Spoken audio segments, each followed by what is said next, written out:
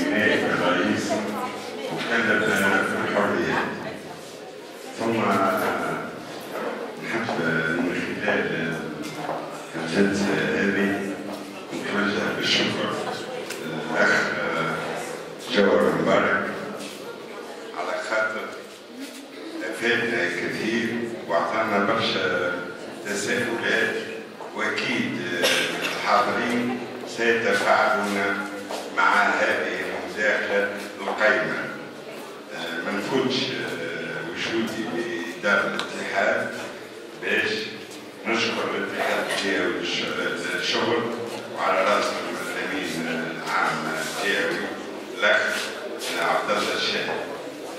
أني كرابطة نحب نذكر حاجة، هي كون الرابطة منذ أمد وحاليا داعية إلى مؤتمر وطني، كنا عملنا وطني أخير طالبنا به بعد اغتيال الشهيد شكري بالعيد، على خاطر هكية العلامة الكبيرة في التكاثرات التجاوزات، واللي ما عادتش كما كان يحكي جوهر معاملات أو أعمال منفردة، ولات ممنهجة. ثم أطراف ومجموعات في البلاد، واللي يخوفنا أكثر هو وجود السلاح، وهذا السلاح من جهة كيفاش دخل، لماذا وقع. راهو سلاح مش نتاع حرب أهلية برك، راهو سلاح متطور على دفاعات وعلى طيارات وغيره. راهو اللي نعمل فيه حاليا القليل من الموجود، وكانت نقابات الأمن الوطني نبهت ليه منذ 4 أشهر تقريبا، وقالت على مراكز تدريب، لكن وزارة الداخلية ومرة أخرى الحمد لله والحكومة الفايتة معناها نفات وجود هالمجموعات هذه، لكن في المقابل لاحظنا كونه تنامي ظاهرة العنف، وصلنا لتخزين السلاح والتسلح كما قال جوهر. راهو هذه قمة في فترة نتاع حرب وحرب كبيرة، والمجتمع المدني من خلال والسياسي راهو لا يمكن له السكوت على مقاعد يصير. راهو الوضع منفجر، ويلزم الناس الكل تتضافر وتتعاون وتحط صباحها وزينة من لغة التوافق هذا الموجود فيه نفاق. يلزم بالحق توافق حقيقي، والتوافق هذا ينزل يجيب 2 حاجات. أولا مبادرة الاتحاد والرابطة وهيئة المحامين اللي بدأت 16 أكتوبر يجب تفعيلها. ثانيا المؤتمر الكبير اللي طالبت به الرابطة حاليا وكل الأطراف، وانتم هنا حتى في الجهة المالية عندنا تنسيقية جهوية، وبكري يحكي على هذا المشاكل منذ أسبوع. انتم عايشتوا وسمعنا في وسائل الإعلام ما يندى له الوجه، راهو العنف مستشري كثير في البلاد، والناس اللي تقعد تقول هذه ما تهمناش يا اختي العزيزه راهو غطي. واني من خلال نبعث برساله لتحمل المسؤوليه، وباش نبقاو الكل على درجه كبيره من الوعي وعلى درجه كبيره من الانتباه، وموصله دعوتنا لنبذ العنف، على خاطر راهو كان نواصلوا بالطريقه هذه راهو تكون المجموعات هذه ولا مدنيه للدوله. ونجدد مره اخرى ترحابي بالأخ جوهر ومجموعة خلية دستورنا اللي نحياها على كل ما أتحدوا لتوفير هالفضاء، وشكرا. شكرا سي محمد. نوال كان وكيل العام والتحية النضالية من خلالكم نرحبوا بالأخ المناضل جوهر بن مبارك بخلية دستورنا. الموضوع اليوم فرض روحه، ولكن قبل الموضوع هذا لابد من تحية لنساء تونس وحراير تونس، وكذلك تحية لنساء العالم اللي ناضلوا من أجل الحرية ومن أجل الكرامة ومن أجل العزة. في الوضع هذا المبادئ هذه أو القيم اليوم قاعدة تضرب وقاعدة تستهدف، والعنف استشرى في البلاد واستهدف المنظمات واستهدف الأشخاص واستهدف الممتلكات واستهدف كذلك النساء، وربما هم الطرف الأكثر استهداف في الوضع المزري اللي قاعدة تعيشه بلادنا.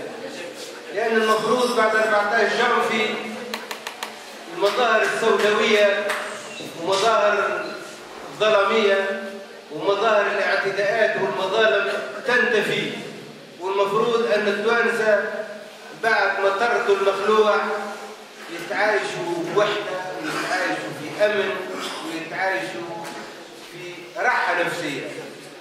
ولكن اللي حدث اليوم ظهرت ظواهر غريبة على المجتمع بتاعنا، تستهدف الاستقرار بتاعنا، تستهدف نمط عيشه، تستهدف حرية الأفراد. وهذاك علاش طبيعي جدا اليوم نلقوا الاتحاد الجهوي أو الاتحاد العام التونسي للشغل في عمل متضامن وعضوي مع الرابطة، مع شبكة دستورنا، مع المجتمع المدني، مع كل القوى التقدمية وكل القوى الديمقراطية اللي تناهض العنف واللي تناهض الإرهاب واللي تحب بالفعل تستكمل أهداف الثورة. نتذكروا العنف اللي تعرض لحتى محاولات وكأن استهداف شخصي. بالطبع في الوضع هذا احنا مطالبين الكل باش نتوحدوا في جبهه واحده مقاومه ومناهضه للعنف، واللي يتصور روحه اليوم في مأمن من العنف راهو غالب، والعنف راهو مش يميز. وبالتالي المنظمات والاحزاب والجمعيات مطالبه اليوم باش تتوحد يد واحده لمقاومة ظاهرة العنف، وفي الجهة العملة التنسيقية لمناهضة العنف. ونزيدوا نعلم المعلمة ونقول الجبهة هذه لابد أن تدعم ولابد أن تفعل بأنشطة، لأنه فما ناس مفتوحة لها مجالات الأنشطة. وسائل الإعلام قاعدة تشجع على التفرقة بين التوانسة، المساجد المفروض تقام فيها الصلاة السمحة والنبيلة الإنسانية والإسلامية إلى غير ذلك أصبحت تقسم المجتمع وتبث التفرقة وتشجع على التكارب. هذه ظواهر غريبة لابد أن التوانسة يتنبهوا لها، وبالفعل التوانسة متنبهين لها، ولكن نقول كذلك مزيد من اليقظة. ثم جمعية تكون اليقظة. لو خلينا هذول يعطيهم الصحة زادوا التوانسة كل المطالبين باش يدعموا كل جمعية، كل خلية، كل طرف اليوم يحب يكون يقل من الأخطار اللي تهدد المجتمع، يلزم الناس على تصل ونبعدوا على الناس